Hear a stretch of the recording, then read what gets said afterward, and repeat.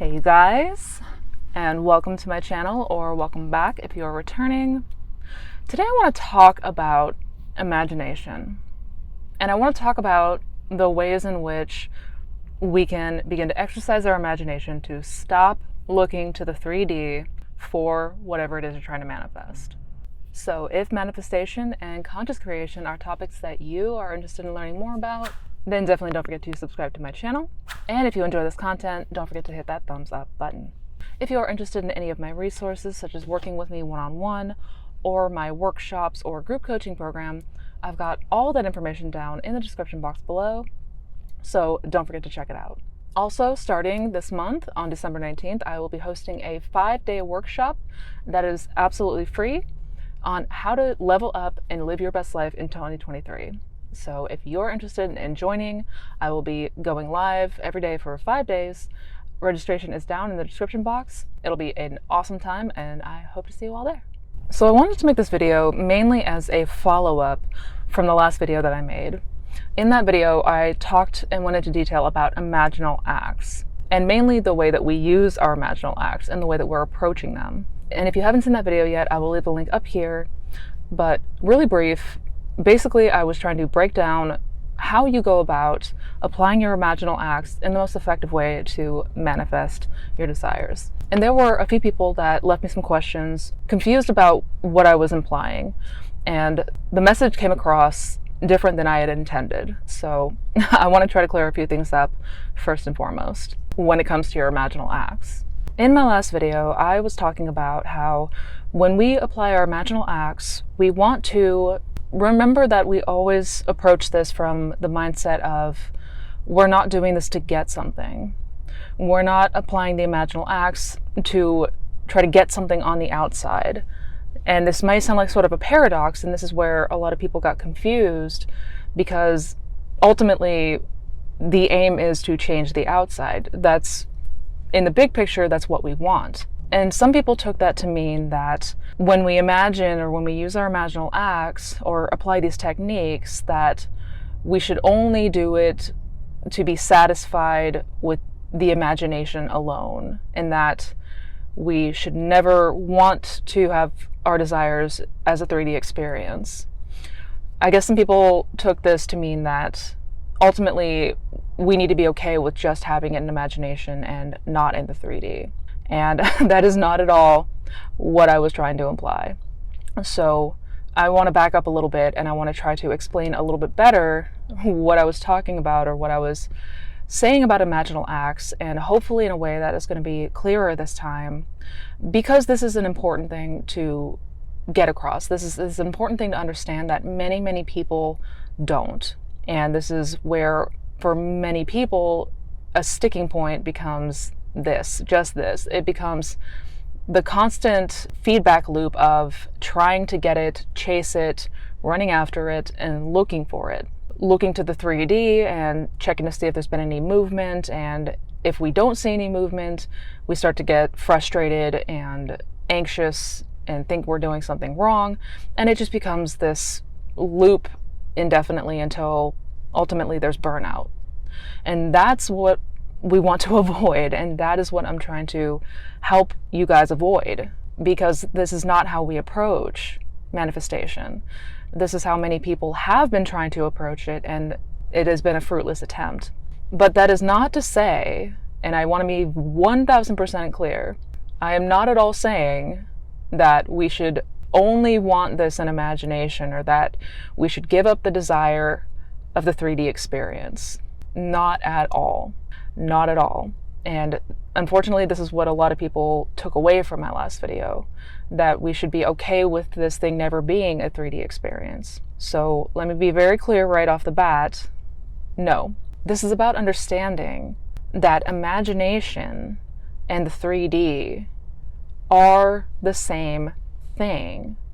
Now, to us, it appears very different. To us, imagining something and experiencing something in the physical reality seem like two very different scenarios. And so, for the sake of that context, we're going to apply that. We're going to apply the notion that, yes, The 3D experience is ultimately better, and that's what we aim to do. But the reason that people get stuck on this is because they start approaching this like, how do I take this thing out of my imagination and put it right there in the 3D? How do I transfer that? How do I get it from in here to out there? And the entire point that I was trying to make, and I guess the entire point in general, if you take only one thing away from these teachings, and the foundation of the law of assumption is that your imagination creates your reality. Imagining ourselves that has this desire.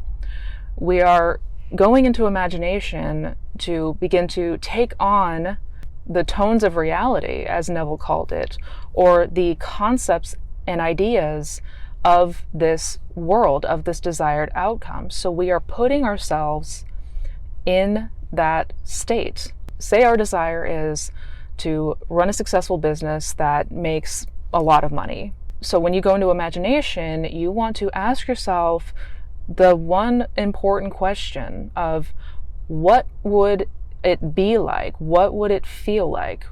What would a day in the life look like if I were now a person that had a successful business and an abundant amount of money?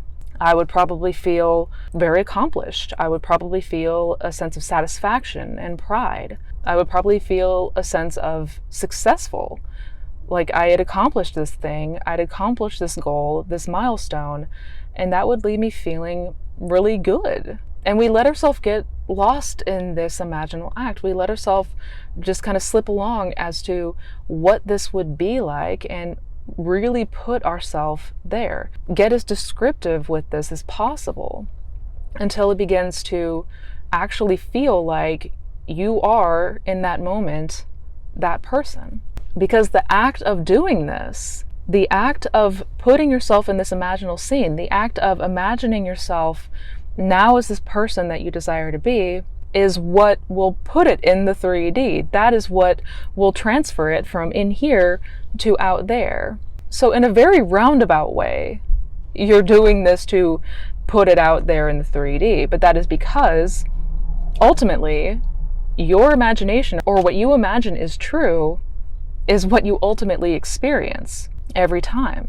So what I'm trying to help you understand is that we don't need to constantly check the 3D to see if there's any progress or to see if there's any movement. And this is unfortunately a trap that many people get stuck in. Instead, you want your gauge to be how you are feeling, how you are reacting, how you are internalizing everything. Because based on your reactions and based on how you are feeling in your day-to-day, based on the thoughts that start to come up for you, that is your gauge. That is how you're going to tell if there's any movement. That's how you're going to tell if you are in fact moving into and embodying this new state of consciousness, or if you are still very much stuck in that old story and in that old timeline and in that old way of being. Because that is a shift that will happen first. The shift will happen internally first, because what you are, or what you assume yourself to be, or what you assume is true, and how you react is ultimately what determines the experience that you have. It is all us pushed out. Everything is internally pushed out. So it is pointless, it is completely pointless and useless to look to the 3D constantly for signs of change, because all that's out here in the 3D is shadow and things that are bearing fruit now from seeds that you had planted prior. So I want to be very, very clear in this distinction, because I know that it's a confusing one and it sounds like a bit of a paradox, because ultimately we want what we want in the 3D and we want to experience it in our physical reality. Of course, that is obvious. As humans, we are living and experiencing this physical realm. So naturally, that is the aim. But that is how we get things to the physical realm, is through the imagination. And internally, what we are feeling and thinking and reacting to is what ultimately becomes that physical reality, that 3D experience. And that is the entire point that I'm trying to make. So I'm trying to help you guys shift your focus from out there and checking to see what's going on out here to what is going on in here, because that ultimately becomes your reality. The second thing I want to quickly note is this idea that the imagination and the 3D are separate. Now, I know for most people watching this, that feels fundamentally true. And I know that that is a very deep-rooted concept because we've always been living in the 3D and thinking that everything in our mind is make-believe. But this is fundamentally false, and I want to be clear about that. Not to say that you only should be okay with experiencing what you want in imagination and never physically. That's not my point. But I am saying that what is happening in the 4D or your imagination is just as real as what is happening in the 3D. And when you have this experience for the first time, people who have had this experience know this to be absolutely true, that your imagination and what's happening externally are no different. And that was also the point that I was trying to get across. Those who truly understand the law understand this, that there is no difference. And you can, in fact, imagine something and have it feel so vividly real, so absolutely real, that you could not tell the difference. And there are many moments where people have had this and not even realized it. Perhaps it was, waking up from a dream that felt so real, or moments of deja vu, or a searing memory that, when you get lost in it, you can actually begin to put yourself back there. So I want to try to dispel this notion that the imagination and the 3D are separate entities and all of that, because that's just absolutely not true. Not to say that you shouldn't want what you want in this physical reality. That's not what I'm saying, but I'm trying to dispel this myth, because when you begin to imagine and have it feel very real, it is going to leave you with the satisfaction. It is going to leave you in the Sabbath, ultimately. That is how you get to a place where you know it in your bones to be true and done. And I'm talking for fundamental change here. You can impress something without changing any of your beliefs or assumptions. You can leave a mental impression and see it come to pass, but if we are still operating from that old story and from that old mindset, we're ultimately going to revert back to that old mindset. If what you're ultimately looking for is lasting change and not just a quick blip on the radar where things appear different for a second, then go right back to where they were, if you want things to be fundamentally different, then this is the most important thing to understand. That it is all about how you imagine you. It is all about your self-concept, the conception of yourself, the ideas and the constructs and all of the beliefs around you and around this world and around other people. This all plays fundamental roles, because we're always manifesting at every single moment of our lives. This is not something that is only working when we are applying techniques, and that is another thing that is important to understand. Many people approach this as just something that is only working when they are in sats or when they're affirming. No, it is always working. So what thoughts are you consenting to? What beliefs are you buying today? What are you subscribing to? How are you reacting to the 3D? How are the inner conversations? What is the internal dialogue that you are noticing coming up for you? These are all things that are planting seeds, and we're doing this always. So we want to begin to really start to pay attention to this internal world, and that is the entire point of all of this. It is literally the foundation of the law of assumption, hence the name, law of assumption.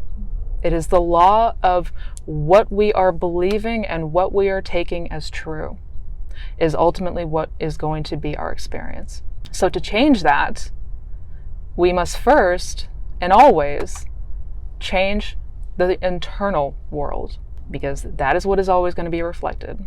To see a change on the outside, to see a lasting change in your external world, there must first be a change internally. And we do that through imagination, through utilizing our imagination and our imaginal acts. And by imaginal acts, I don't just mean visualization. That's another thing that I want to be very clear about. When I say imaginal acts, that just means your internal world. So whether that's affirming, whether that is visualizing or doing sats, feeling what that would be like in meditation, everything that you are doing and playing with internally, those are imaginal acts. Your memories, even your thoughts, all of these things are imaginal acts, and they plant seeds. So we want to be incredibly mindful of them. When we talk about imagination, we're not strictly referring to visualization only. And that is another point of confusion for a lot of people. So I just wanted to make that clear. As you start really feeling yourself in that imaginal act and really begin to notice a change in how you feel, that is what ultimately produces the change and reflection on the outside. And I want to give you guys a story to kind of hopefully drive this point home. And it's about the first time that this idea truly clicked for me, because I, like most everybody else, went about this and took this to mean that we just apply this to do a song and dance to get something, and that was it. And this happened a handful of years ago, shortly after I first discovered Neville Goddard, maybe a few months after I discovered Neville. And I remember I was watching a documentary on 3 survivors of the Holocaust. I know, a very, very tragic, awful story. Very, very deep and moving documentary about 3 cousins that survived the Holocaust. And in one of the scenes, one of the men was describing a story of a time when he was sent on a death march from Auschwitz. For those who might not be aware, I mean, everybody knows what Auschwitz is, but in January of 1945, as the Nazis knew that the Russians were coming in on them, Soviets were coming in, closing in on them, they took the prisoners of Auschwitz on what was called death marches, where they literally marched these people who were starved and freezing from Poland, taking them back to Germany, trying to get back to their home base, basically. And this man was telling a story about how he was sent in January of 1945 on one of these death marches. And, you know, he's completely eviscerated. He's been completely whittled down to a skeleton of a human being, incredibly fragile. It's January, so it is below freezing, snowing. I mean, many, many, many people died, hence the name Death March. And if anybody slowed down or tried to stop to take a breather, or because they were too weak, they were killed, basically. So anyways, he's telling the story about how, as he was marching, he started to imagine himself back home in Athens, Greece. He was a Greek Jew and grew up in Athens. And he's told the story about how when he was on this march, he started to imagine that he was back home and on the beach, enjoying the sunshine, feeling the warmth. And he was able to get himself so lost in this imaginal scene, being back home in Athens, that he started to actually sweat. The way that he described it is he started to feel that warmth as if he was actually there, and his body started to actually feel like it was burning up, and he started sweating in January in Poland. And he chalked this to what ultimately saved his life and what kept him going. And sure enough, a handful of months later, he was liberated from a camp in Germany, and a couple months after that, he was back home on the beaches in Greece. And when I heard that story, and the way that he described it, and the way that he reacted to it, he physically started to react as if he was there. It was in that moment that it clicked for me. And I realized what this was all about, what Neville was talking about when he was describing imagination and imaginal acts, and what we are trying to ultimately get ourselves to. Because when we can capture this feeling to this degree, and everybody's capable of doing it, everybody can do it. I don't want to hear otherwise, because everyone has had a moment where you felt something in your life and it felt so real. We've all felt those moments. We've all had those moments where we had such an intense thought or feeling that we started to react to it. This happens all the time when we watch movies or get lost in a good book. We will start to tense up, or we'll start reacting as if this is an experience that's happening now, especially something like scary movies or psychological thrillers. Your mind is such a powerful tool, and that is the entire point. This is all the mind. This is all mental. This is all internal. And I want to help you guys really focus on that aspect, because that is how we truly begin to change the external world. That is how we truly begin to see the mirror and begin reflecting things different from what we've always known. If you can understand what I'm saying here, you will walk away with having the keys to anything that you can imagine, anything that you could possibly think of or dream of. You will have the keys to it all, because that is how you manifest anything that you want. So I hope you guys enjoyed this video. I hope this made a little bit more sense. If it did, if you enjoyed it, don't forget to give it a thumbs up. And if you are interested in checking out any of my other resources, I will have those links down below to my one-on-one coaching, my blog, my social channels, podcast, workshops, all that good stuff. Got it down in the description box, so don't forget to check that out. Also, don't forget to check out the other videos on this channel. Don't forget to check out my Manifestation Fundamentals playlist. Each video is a different topic, but they all talk about how to manifest the best life ever. So until we meet again, you guys, as always, take care, be well, and never forget how powerful you truly are. Happy manifesting, you guys.